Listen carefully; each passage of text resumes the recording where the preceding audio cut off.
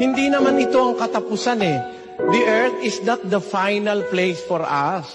Merong heaven na sinasabi, may kabilang buhay. Merong buhay doon sa walang hanggan, sa eternity.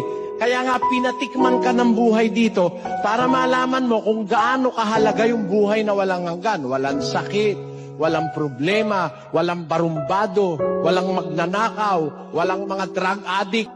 Itong buhay ito, parang ano lang ito, training ground. Para tayo maging dapat dun sa mas magandang buhay. Unang Timoteo 6.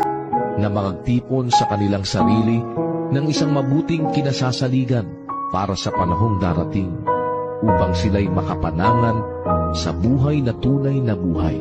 Meron pong tunay na buhay. Yung tunay na buhay sa kabila, wala na pong kamatayan yun. Yung buhay dito may kamatayan pero yung doon sa kabila, wala nang kamatayan.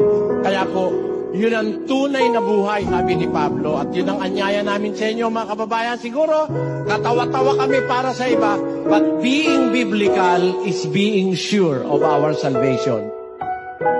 Salamat sa Diyos.